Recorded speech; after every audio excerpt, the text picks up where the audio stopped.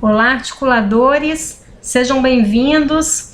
Hoje vou apresentar para vocês o encontro presencial que acontecerá relativo ao segundo módulo da formação do currículo do Espírito Santo.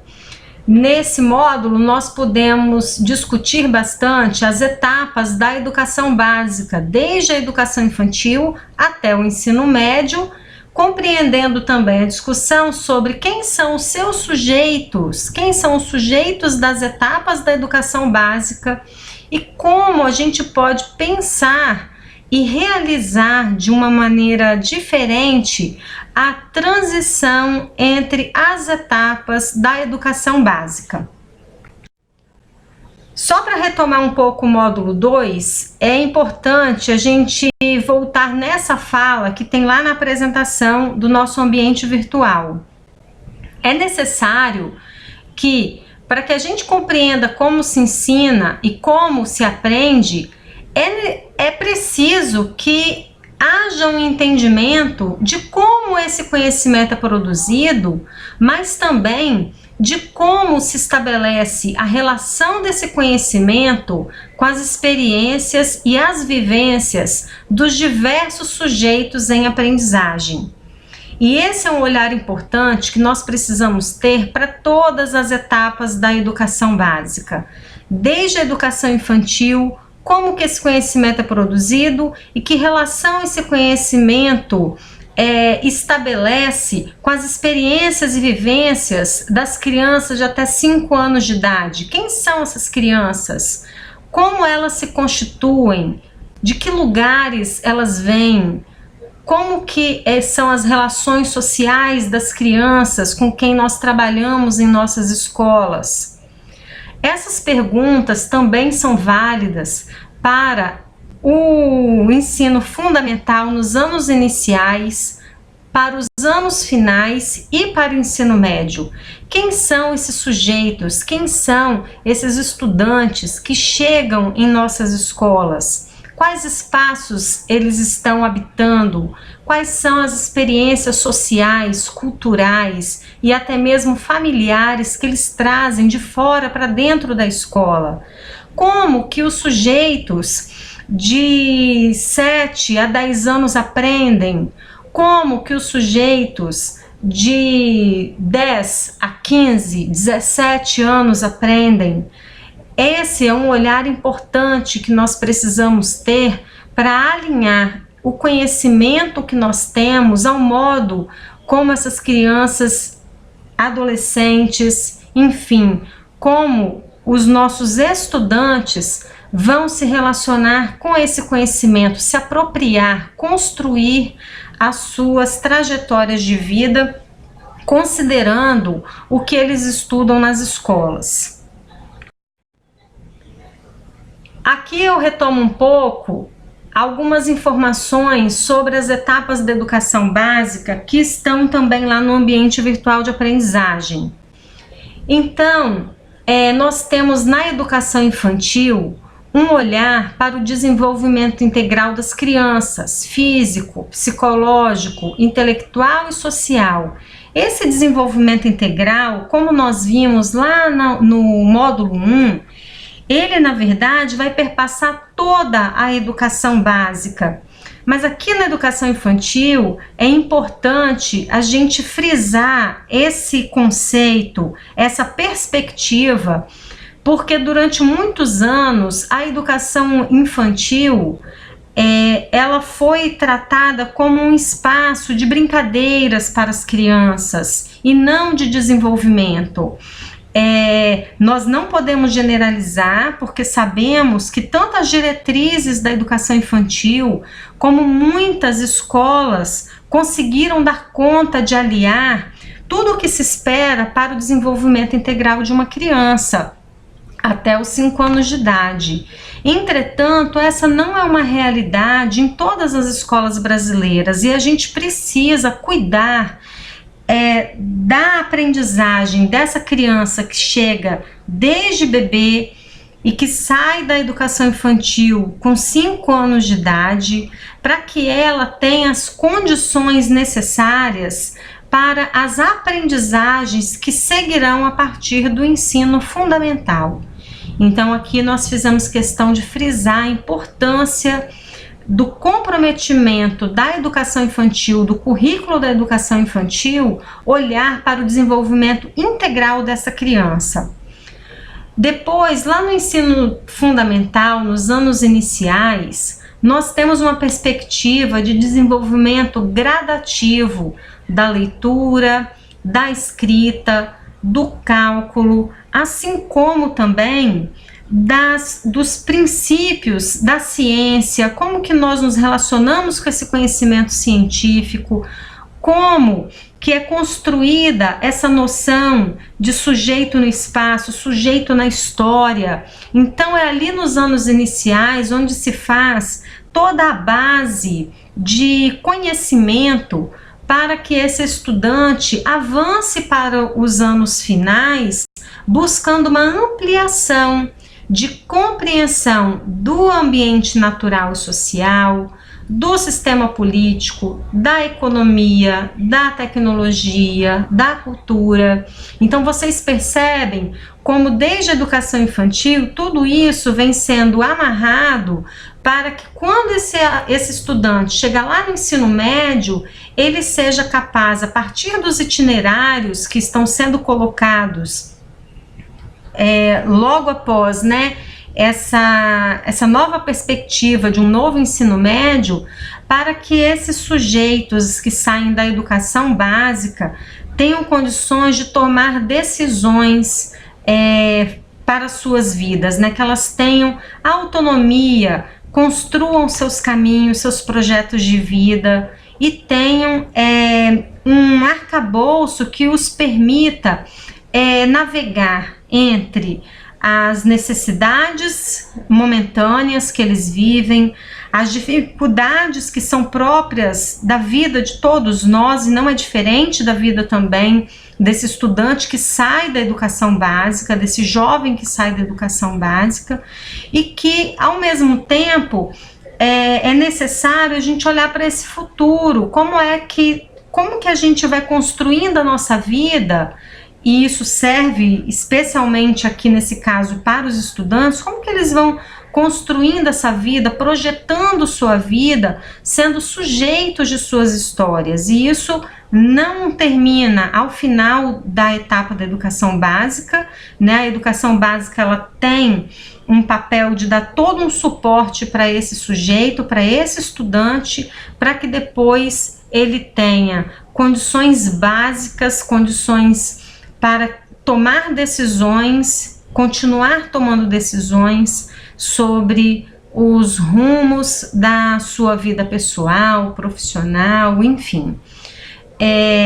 Uma coisa que é importante frisar é que durante o módulo 2, alguns professores, alguns articuladores entraram em contato conosco perguntando assim: eu preciso estudar o material da educação infantil se eu sou professor do ensino médio? Ou se eu sou professor do ensino fundamental dos anos iniciais, eu preciso ver o material do ensino médio? E aí nós sempre reforçamos a necessidade dos professores estudarem todos os materiais do módulo 2 sobre a educação básica. E isso, gente, por quê? É pela primeira vez que a gente consegue ter em nosso país uma perspectiva de currículo que abrange toda a educação básica. Durante a construção do currículo, no ano de 2018, nós fizemos um levantamento muito importante aqui no Espírito Santo sobre quais eram os currículos que estavam vigentes nas redes municipais e na rede estadual. E nós nos deparamos com muitas situações. Eu diria que poucos municípios tinham um currículo que abrangia desde a educação infantil até o final do ensino fundamental. Nós tínhamos muitas vezes uma proposta para educação infantil no município, em outro município só o currículo do ensino fundamental. Alguns municípios só tinham o dos anos finais, não tinha da educação infantil e dos anos iniciais. Então, nós tínhamos muitos cenários de como esses currículos eram tratados no território do Espírito Santo. E mais do que isso, e que chama a nossa atenção, e também é um aprendizado, né, acho que para todos nós, como que esses currículos, eles também eram construídos. Claro que a gente tem que considerar todas as condições que nós temos nas épocas em que tudo isso acontece dentro das secretarias, dentro das escolas, né? Mas uma coisa chamou muita atenção da gente no grupo, e na época nós compartilhamos com os articuladores municipais que nos ajudavam muito nesse trabalho e continuam nos ajudando, né?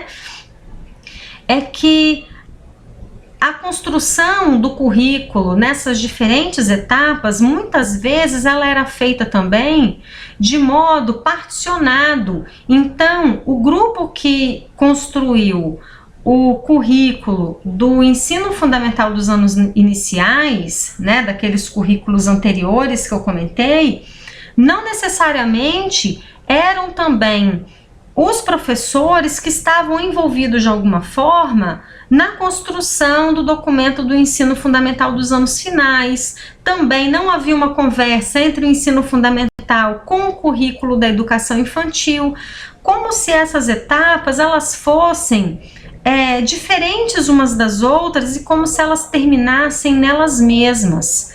Quando a gente olha para o ensino médio, no caso da rede estadual, a gente tem um outro cenário por conta de que a rede estadual ela tem uma abrangência que chega até o fim da etapa da educação básica. Mas, por outro lado, até por não ter um atendimento nessa etapa, havia toda uma não construção desse olhar sistematizado para um currículo de educação infantil.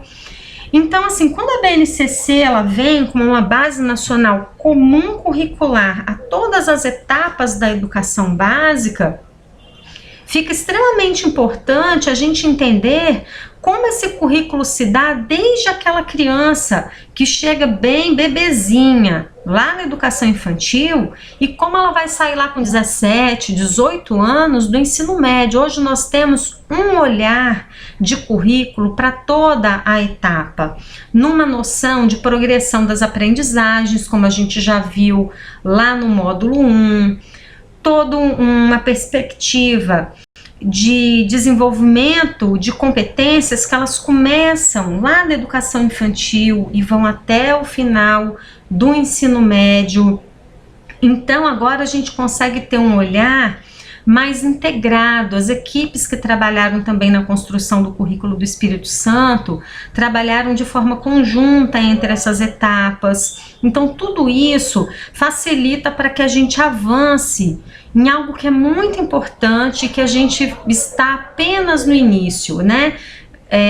Que é na construção de uma política territorial de currículo da educação básica para os estudantes do nosso estado. Então, nós frisamos muito a importância da leitura de todo o material, porque nós precisamos ter como docentes, como educadores, na posição em que nós estamos, seja como pedagogos, seja como professor do ensino médio ou da educação infantil, não importa, eu preciso olhar para esse estudante para toda a sua trajetória. O estudante que sai da educação infantil, ele será um aluno do ensino fundamental. Como que ele está chegando nesse ensino fundamental nos anos iniciais? Depois, como que esse aluno chega nos anos finais? E como ele chega lá no ensino médio? A gente vê pelos indicadores, né, das pesquisas ou das avaliações ou do censo da educação no Brasil, quanto que bem nesse período em que a gente tem a transição entre essas etapas, o índice de reprovação, de abandono da escola, o quanto que é gritante, o quanto que é alto esse índice, né? Esse índice alto nos mostra que tem alguma coisa muito estranha aí acontecendo. né? Tem alguma coisa que não está certa. Se eu tenho um aluno que ele sai preparado da educação infantil e ele chega já no início do ensino fundamental, trazendo uma série de deficiências de formação, ou o ensino fundamental não está preparado para receber também esse sujeito que vem da educação infantil, como que a escola acaba também, de alguma forma, contribuindo para que a gente tenha aí ainda esses desafios a serem superados em todas as etapas, né? Se vocês forem se debruçar sobre esses números, vocês verão que no momento da transição da etapa há sempre uma grande quebra, seja em relação à aprovação dos alunos, então a gente tem uma taxa de repetência grande, assim como também uma alta taxa de abandono, né? E aí isso a gente ainda tem como consequência muito forte no modo como a gente ainda está na educação em relação a quantos por cento de nossos estudantes estão chegando ao final do ensino médio, né? Então, é importante a gente ter em mente esse contexto para entendermos que todos nós, independente da etapa em que estamos atuando, fazemos parte da educação básica e precisamos compreendê-la e dominá-la. Outros pontos que também foram tratados no módulo 2 são relativos à transição entre as etapas, que eu acabei de falar, sobre esse desafio que a gente tem, né, de cumprir o que é para ser cumprido naquela etapa, mas ao mesmo tempo, como que a escola se prepara para receber esse aluno que chega ali, esse estudante que chega, para que ele tenha um melhor aproveitamento da sua aprendizagem. Um outro ponto tratado no módulo 2 foi sobre as características desses sujeitos nas etapas específicas. Então, quem é esse adolescente? Quem é essa criança que sai da educação infantil e chega no ensino fundamental? Todos os seus aspectos lúdicos estão sendo considerados quando ele chega no ensino fundamental? Ou quando ele chega lá, a gente está, de uma certa forma, podando essa ludicidade, tentando trazer uma racionalidade que não é própria dessa idade, desses sujeitos, né?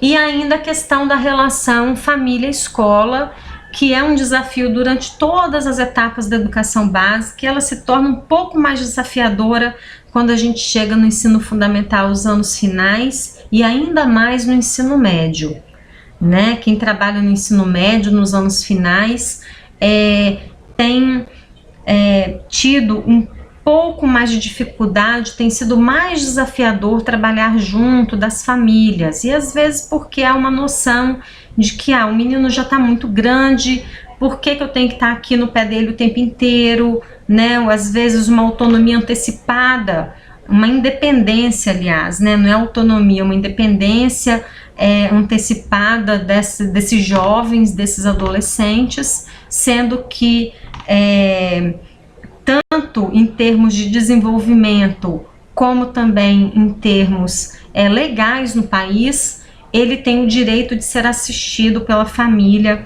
até os 18 anos de idade. Então é um desafio que a gente tem ainda, essa questão da relação família-escola, mas que a gente precisa trazer para dentro desse currículo. Como que a gente vai estabelecer, estreitar esses laços com a família que nós temos também e que estão dentro das nossas escolas. Dito isso, que eu acho que foi uma abrangência, uma forma de dar uma abrangência geral sobre o que foi tratado no módulo 2, para vocês que são articuladores, retomarem aquelas leituras, se prepararem um pouco, né?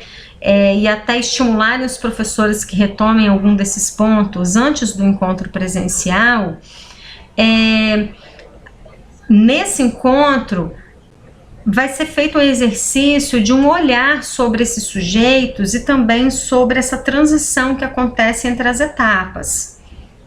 Então, uma primeira atividade que vai acontecer, que vocês vão mediar ali a construção dessa atividade é quem são os nossos sujeitos de aprendizagem.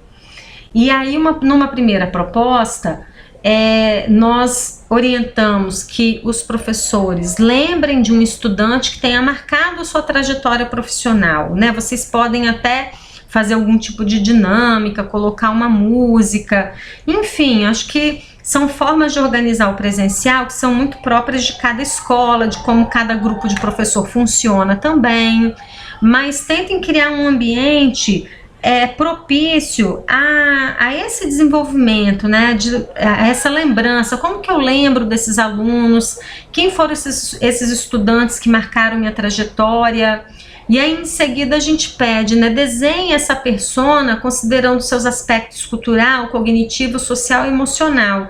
E aí a gente fala persona no sentido de que às vezes a gente lembra de um sujeito que marca muito a nossa história, de um aluno, né, de um estudante que marca muito a nossa história, mas no meio dessa lembrança surgem outros aspectos que se misturam com outros alunos, com outras vivências que nós tivemos, e não necessariamente a gente está retratando um estudante tão específico, mas um determinado personagem, né? Alguém ali que tenha marcado com algumas características a nossa história como docentes.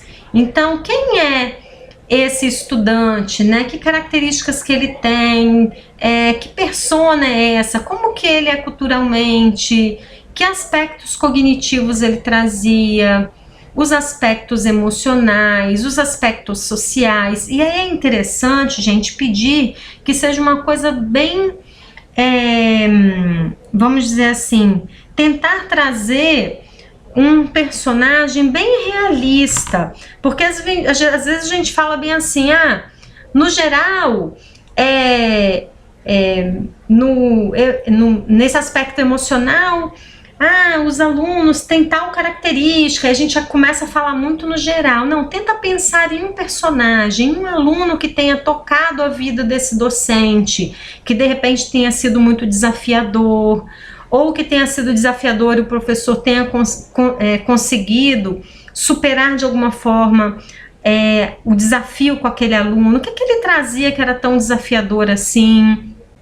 Ou alguma característica que é sempre marcante, anos após anos, faz 15 anos que eu estou em sala de aula e sempre tem um tipo de figura que aparece ali como meu estudante, um tipo de estudante que se repete ao longo desses anos. Então, assim, tenta trazer como se fosse um personagem, dá um nome para ele, né? Não é um nome verdadeiro do aluno que a gente lembra, mas dá um nome para ele.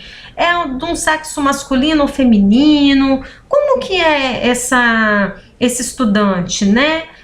Como ele se veste, como que é o cabelo dele? Tenta montar de fato nesse desenho quem é esse personagem, quem é essa persona que está vindo na memória do professor como um estudante que tenha marcado a sua trajetória pessoal, profissional. A única coisa que a gente faz questão aqui de lembrar é que esses aspectos, eles são indissociáveis. A gente só separa aqui por uma questão didática, tá bom, pessoal? Não é para pensar, né, que nós temos pessoas totalmente desagregadas em relação a esses aspectos. Ao contrário, como tudo isso se compõe e compõe esse sujeito, né, esse estudante que chega até nós. Então, prepara canetinha, papel, lápis, enfim, o que vocês conseguirem ali organizar para que os professores possam se expressar de uma melhor forma nesse desenho. Aí vocês podem colocar, providenciem para que seja um momento também interessante. Todas as vezes que nós fizemos essa atividade, foi uma atividade que o próprio grupo do currículo também já vivenciou. É muito interessante porque aparecem personas incríveis e que fazem muito parte da nossa história, né? E é muito bom esse compartilhamento. E o compartilhamento vem justamente na segunda parte da atividade. Então, depois que eles construíram, eles vão compartilhar com os colegas quem são essas personas aí que apareceram para cada um. Então, os desenhos de cada persona trazem características semelhantes entre os professores ali, ó, culturais, cognitivas, sociais, emocionais. Estas personas, elas se assemelham aos estudantes da sua escola, né? Então, vão surgir muitas coisas interessantes aí entre os professores, tá? A gente sempre se surpreende com a resposta a esse desenho, porque o que marca a vida também, a vida profissional de um professor quando a gente pensa nos estudantes? Muitas vezes a gente olha e pensa assim, qual foi o professor que marcou a minha vida? E a gente lembra de alguns professores incríveis que nós tivemos, ou um professor que a gente teve muita dificuldade, mas às vezes como professor a gente não para pensar em quem são esses estudantes que marcaram a nossa trajetória profissional, tá? E aí, nisso da gente pensar quem são esses estudantes, vem muitas das características dos sujeitos que foram trabalhados no módulo 2, relativos às etapas da educação básica. Então, essa é uma primeira atividade. A segunda atividade, ela já vai trazer um pouco uma reflexão sobre as características dos sujeitos na sua etapa de atuação. Então é importante dar uma retomada nos conceitos trabalhados lá no módulo 1. E aí, gente, é relativo à etapa que vocês estão trabalhando, tá bom? Então, assim, quem é articulador da educação infantil vai dar um foco nessa atividade para a educação infantil. Quem é professor do ensino fundamental anos finais vai dar um foco para quem são esses sujeitos dos anos finais, tá bom? Não é necessário fazer um olhar para todos os sujeitos das etapas, ok? Isso aí a gente estudou lá no online, na parte do AVA. Agora, no presencial, a gente vai pensar bastante em quem é esse sujeito que está ali na nossa escola, que características que ele traz. Então, na segunda atividade, o professor vai parar um pouco para refletir sobre o plano de ensino e, claro, a prática docente que ele tem relativo a esses sujeitos que surgiram nesse primeiro momento aí de desenho, de pensar em quem são esses alunos. Então, assim, analisando o seu plano de ensino, analisando sua prática docente, você considera que é possível contemplar o sujeito delineado em seus múltiplos aspectos? Então, o professor, ele desenhou um determinado sujeito, né? E ele teve ali o compartilhamento dos outros professores também. Olha quantos sujeitos vão surgir nessa atividade. Então, assim, no seu plano de ensino, professor, na sua prática docente, é possível contemplar esse sujeito que foi delineado nos múltiplos aspectos que ele tem, nos aspectos culturais, sociais, emocionais, cognitivos, né? Vamos tentar olhar para esse sujeito que foi desenhado, se o meu plano de ensino está dando conta desse menino todo, né? Se a minha prática docente de alguma forma toca todos esses pontos desse sujeito. Como as características desse sujeito são consideradas durante a realização do seu plano de ensino?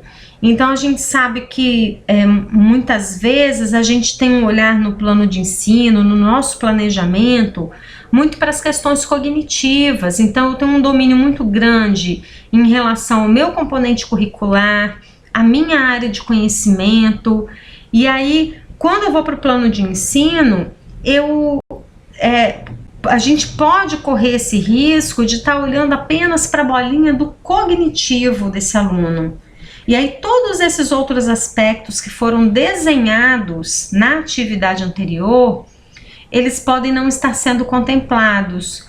ou são contemplados quando o problema surge. Então, eu tenho uma questão emocional que surge numa determinada aula que eu estou trabalhando. Então, eu trato aquilo pontualmente. Mas, do ponto de vista da contribuição do meu componente curricular, de que maneira podem ser contemplados esses outros aspectos do sujeito para além do cognitivo? Então, como que pode ser contemplado o social, o emocional, o cultural, dentro desse componente curricular que o professor trabalha? Depois tem uma parte 2, né? Considerando a diversidade dos sujeitos no contexto escolar, e aí, de novo, de acordo com a modalidade, com a etapa que o professor trabalha, o seu plano de ensino está contemplando esses sujeitos na sua diversidade? Então, olha para todos aqueles sujeitos que foram desenhados pelos professores. A gente está dando conta disso, né? Ou, se não dando conta, pelo menos contemplando essa diversidade dos sujeitos? O que você mudaria no seu plano de ensino, na sua prática docente, considerando os sujeitos atendidos na escola em que atua e as novas perspectivas curriculares que vêm com o novo currículo do Espírito Santo? Porque desde lá o módulo 1 a gente está falando de desenvolvimento de uma educação integral que olha esse sujeito de uma forma mais integral, os aspectos socioemocionais, os próprios temas integradores que muitas vezes vão bater, né, vão ali tocar no que diz respeito à cultura, ao próprio socioemocional, a vivência social desse aluno, quando trago a questão do trânsito, da educação alimentar, não é? Então, no que eu poderia mudar no meu plano de ensino, na minha prática docente, considerando esses sujeitos que apareceram nos desenhos dos professores, olhando do ponto de vista do componente curricular ou do conjunto de ações que a escola pode desenvolver para olhar esse sujeito de uma forma mais global, mais integral. E aí, por fim, a gente tem uma terceira atividade. Então, a primeira foi aquele desenho, a segunda é fazer uma reflexão sobre o plano de ensino e as práticas docentes que acontecem do professor em relação a esses sujeitos que foram desenhados, que foram compartilhados. E uma terceira atividade vai tratar da transição entre etapas. Então, pensando na diversidade de sujeitos atendidos pela escola, faça o mapeamento das ações já desenvolvidas nessa escola, a fim de possibilitar a transição do estudante na sua etapa de atuação. Então, descreva o que a escola já realiza e elenque outras ações que poderão contribuir para o acolhimento, a permanência e a continuidade do estudante na educação básica. E aí a gente fala para que essas informações sejam agrupadas na mandala que vai aparecer no slide seguinte. O que é importante aqui? Aqui a gente está voltando para o assunto da transição entre etapas, que foi estudado lá no módulo 2, nessa parte online do módulo 2. Pensando na etapa que esse professor atua, então vamos dizer que eu sou professora dos anos iniciais. Como que a transição da etapa da educação infantil está acontecendo na sua escola para o ensino fundamental, o primeiro aninho do ensino fundamental? Como que acontece essa transição? De que forma essas crianças estão sendo acolhidas? Quais são as ações de permanência desses estudantes na escola? O que a escola tem feito para que essas crianças permaneçam ali? E, ao mesmo tempo, o que esse grupo da escola está fazendo para que esse aluno dê continuidade aos estudos dele, que depois ele passe pelo desafio da alfabetização, aqui eu estou falando dos anos iniciais, né? Como que esse estudante ele vai passar por essa etapa de transição que é tão desafiadora, quer dizer, ele está saindo ali de uma primeira infância, da educação infantil, chegando no ensino fundamental, passando por um processo altamente complexo, desafiador, que é a alfabetização, os primeiros conceitos matemáticos também, bem básicos ali, o que vai dar condições desse aluno depois avançar nos estudos dali em diante. Uma alfabetização que tenha sido realizada, ou uma alfabetização, uma etapa de alfabetização que não tenha sido consolidada naquele aluno de uma maneira adequada nos primeiros anos dos anos iniciais do ensino fundamental, nós já sabemos, né, as pesquisas já mostram o quanto que isso é comprometedor para toda a escolaridade desse aluno, né, desse estudante. Então, pensa na escola de vocês, né? Eu tô lá, agora vamos mudar. Eu tava nos anos iniciais, eu agora estou lá nos anos finais. Somos professores dos anos finais que estamos reunidos fazendo essa formação. Como que o aluno do 6º ano do ensino fundamental está sendo acolhido na escola? Ele chega lá, ele é mais um? Existe uma transição para que ele passe por esse período que tudo se modifica? Ele tinha 3 professores, passa a ter 9 professores ali no ensino fundamental nos anos finais. Toda a dinâmica da escola muda. Antes ele tinha aulas mais integradas, agora ele passa a ter aulas de 50 minutos, a cada 50 minutos muda um professor. Então, como que essa transição tem sido feita para que esse estudante seja acolhido nos anos finais, lá no 6º ano, e depois que ações são realizadas durante os anos finais para que esse aluno chegue até o 9º ano e depois prossiga para o ensino médio? Então, essa é uma reflexão que precisa ser feita por todos os professores. Como que eu estou acolhendo, quais são as ações de permanência que estão sendo feitas e como que nós estamos trabalhando a continuidade desse estudante para que ele cumpra toda a educação básica. O mesmo vai valer lá para a educação infantil. Na educação infantil, a gente tem um desafio muito grande, que é a transição da família para a escola. Né? Se essa criança chega bem pequenininha, ou ela inicia a educação infantil aos 4 anos de idade, ela está fazendo a transição de um ambiente familiar, onde muitas vezes ela pode estar sendo criada sozinha, só com um irmãozinho, e aí ela chega num mundo novo, que é um mundo onde ela tem um monte de coleguinha, que ela vai precisar aprender a conviver socialmente dentro das limitações de desenvolvimento que ela ainda tem para as questões de desenvolvimento social, de relacionamento social.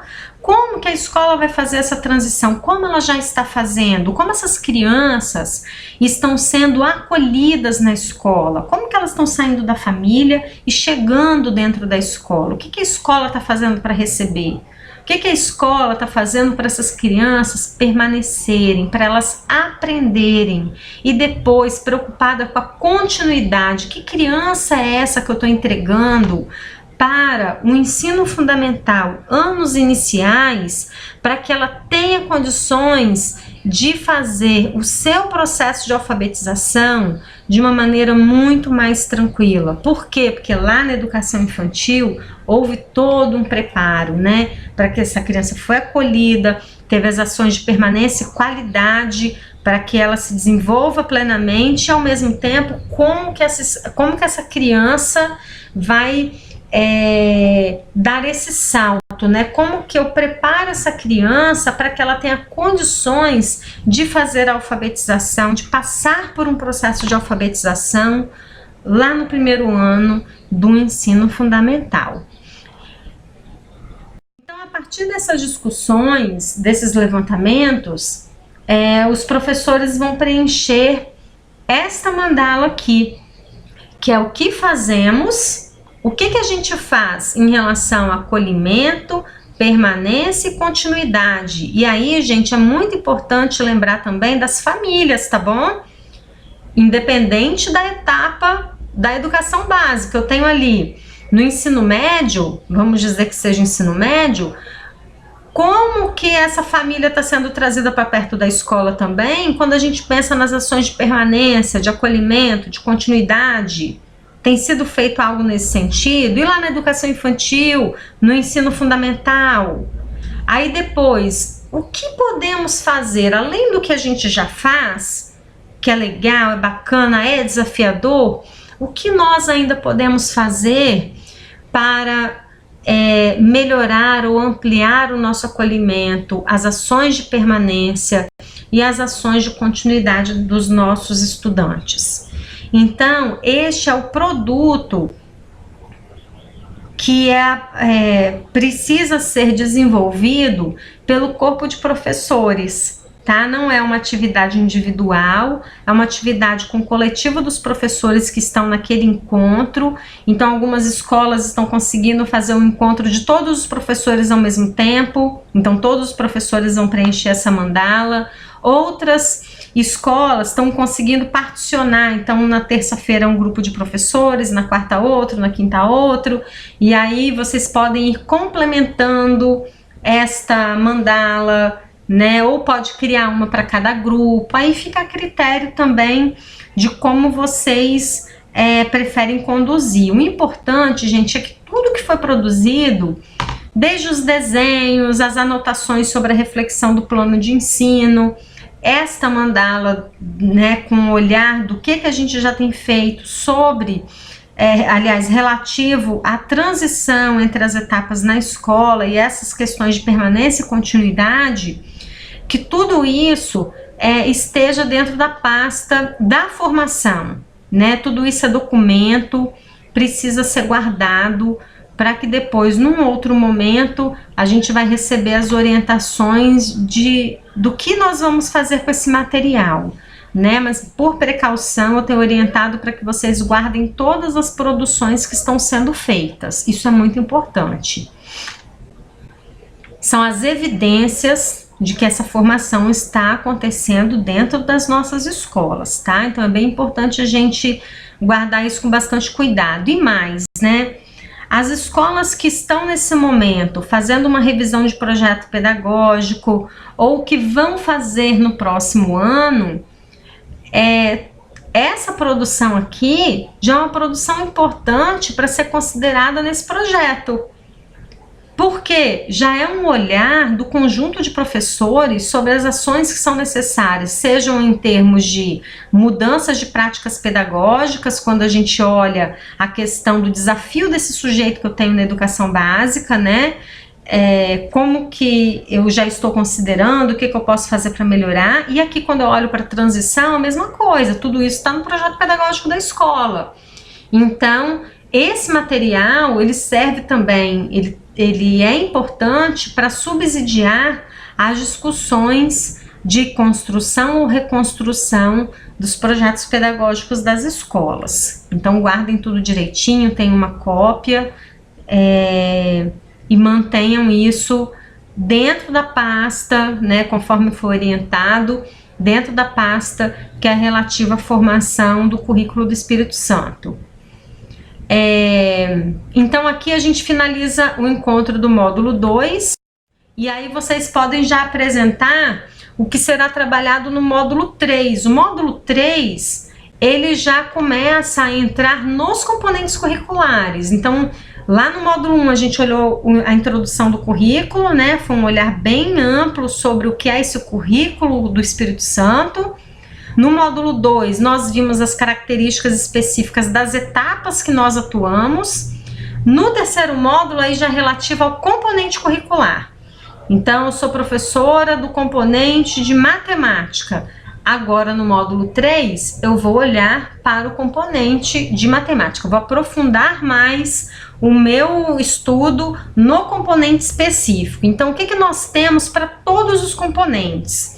Uma introdução, que tem uma apresentação do módulo e vai tratar das competências específicas de cada componente curricular. Então, língua portuguesa, matemática, ciências, arte, inglês e assim por diante.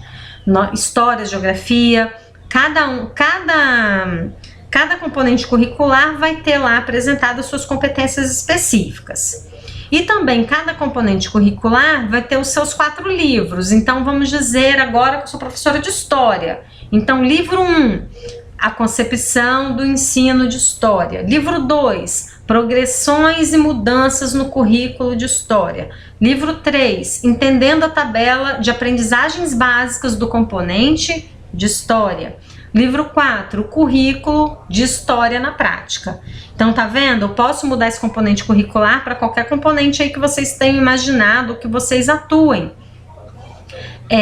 O importante é a gente entender que agora a gente vai começar a ter esse olhar um pouco mais aprofundado para os componentes, entender essas competências específicas. Então a gente não está falando mais das 10 competências gerais, agora a gente vai falar das competências específicas do componente curricular.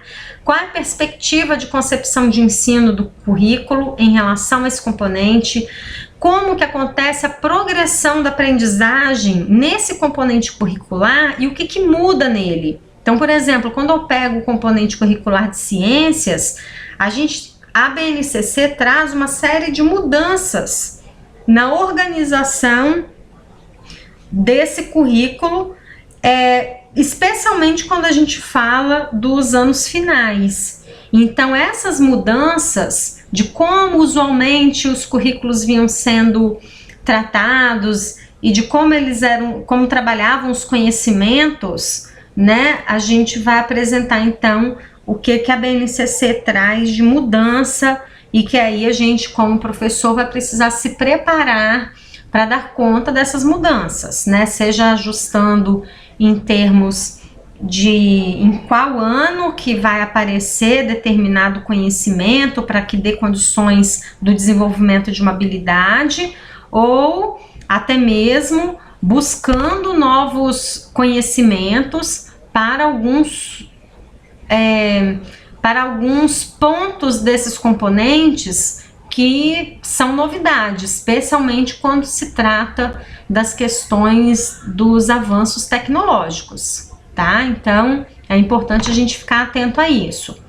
No livro 3, então, aquela tabela de aprendizagens que nós temos lá, que lá são as aprendizagens básicas de todos os anos, então vai ter uma explicação, como que eu leio aquilo, como que eu entendo, eu preciso superar naquela tabela a visão de bater o olho e procurar assim, cadê o conteúdo? Aonde está o conteúdo que eu tenho que dar agora no 6º ano do ensino fundamental? A gente precisa superar essa visão, porque este é um currículo que trata do desenvolvimento de habilidades e competências. Então, esse conhecimento, ele precisa existir, não há menor dúvida sobre isso, tanto que a primeira competência que a BNCC traz é o domínio do conhecimento, mas só o domínio do conhecimento não vai dar conta do que esse estudante precisa para desenvolver-se integralmente e também depois atender às necessidades que o nosso mundo está colocando, não é só para eles, nós também estamos vivendo essa transição. Então, gente, precisa ter muito cuidado no olhar para essa tabela das aprendizagens básicas. No módulo 3, os professores vão fazer o estudo online e depois lá no encontro presencial do módulo 3, que vai ser lá no início de novembro, aí a gente vai precisar tratar disso de uma maneira mais cuidadosa. Como que eu olho essa tabela sem ficar procurando qual é o conteúdo que eu tenho que dar, tá bom? Eu acho que vai ser um bom momento aí de aprendizagem durante o estudo do módulo 3, para já esclarecer um pouco isso e depois a gente reforçar lá no encontro que vai acontecer no início de novembro. E no fim, um exemplo de como que esse currículo, de como esse componente, ele aparece na prática curricular. É importante, né, para a gente já começar a construir algumas referências. Para finalizar, para que vocês fiquem atentos ao cronograma do módulo 3, talvez aconteça algum ajuste aqui no início do módulo 3, está dia 7, mas o Cefop, 7 de outubro, né? Mas o Cefop atualizou para o dia 14 de outubro, então talvez tenha um atraso aqui nessa abertura do módulo 3, ok? Mas Mas essas são as datas previstas lá no início do nosso curso. Talvez tenha um pequeno ajuste aqui no início do módulo 3, mas no demais está tudo certo. Encerra lá no dia 8/11, o encontro presencial acontece no início do mês de novembro, tá bom? E aí, ó, a gente já tá caminhando pro fim do curso, hein? A gente precisa ficar bem atento para aproveitar o máximo possível. E por fim, gente, por ter sido uma dúvida de muitos articuladores, eu peguei lá no AVA o print dessas orientações que o Cefop fez lá no ambiente virtual, lá no nosso fórum, né, o Fórum de Boas Práticas. Tem aqui o encontro de apresentação, então são 4 horas, lembra? Isso aqui é o passo a passo do estudo que nós estamos fazendo. Começou lá no dia 5 de agosto, encontro de apresentação 4 horas, aí vem uma jornada de estudo de 6 horas, depois o encontro presencial do módulo 1, 4 horas, jornada de estudo, e assim, assim em diante. O que a gente precisa sempre lembrar? Que existe um encontro e em seguida existe uma jornada de estudo que conta 6 horas, da formação desse professor, pode ser na escola, ele pode fazer em algum outro espaço, mas é importante que ele mantenha esse estudo do que está sendo tratado lá no módulo. Então aqui o Cefop fez um quadro para esclarecer, quando é encontro presencial são 4 horas, quando é jornada de estudo são 6 horas, e ali tem as datas certinhas. Aí eu fiz o print da tela da lista de presença do encontro presencial. Observem que em cima tem um cabeçalho, depois vem o nome do cursista, a assinatura do cursista, e aí o DCA vai dizer, olha, ele fez ou não fez a atividade presencial? Então, no caso do módulo 2, ele fez lá a atividade da mandala, então você vai dizer se ele fez ou não, ok? É isso aí que precisa ser feito nas listas de presença do encontro presencial. A outra lista é a lista da jornada de estudos, em que o professor coloca o nome dele, cursista, ele assina e depois ele menciona, declara que ele fez um estudo, carga horária de 6 horas, tá bom? Então, é uma forma dele declarar que está fazendo essa atividade. E, principalmente, gente, é imprescindível acompanhar as mensagens do Cefop no AVA. Essas mensagens que eu dei o print e coloquei aqui, foram as publicadas até o dia 24 de setembro. Às vezes, por uma necessidade de correção de rota, pode haver algum tipo de mudança. Então, acompanhe o Fórum Boas Práticas DCA e DA que tem lá no ambiente virtual, porque qualquer mudança que aconteça em relação a essas listas de frequência, seja do presencial, seja da jornada de estudos, qualquer alteração que venha a ocorrer, é lá no AVA que nós temos as informações postadas constantemente pelo Cefop. Então é muito importante que, além dessa informação que eu reforcei aqui, depois vocês acompanhem lá, porque todas as informações elas podem ser sujeitas a alteração. Então cuidem para que não percam nenhuma informação que foi postada lá, porque é imprescindível para a atuação de vocês como articuladores. Enfim, eu desejo bons estudos a vocês, né?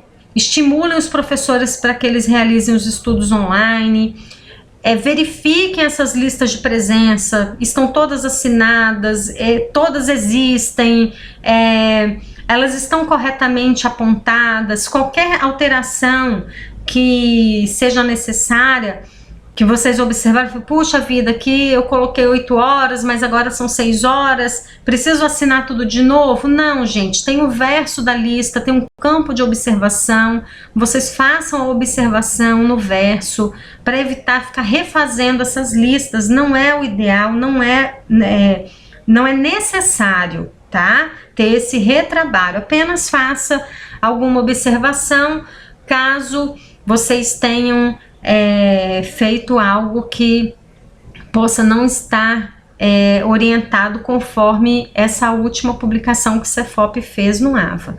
Então, bons estudos a todos e estamos à disposição de vocês. Um abraço!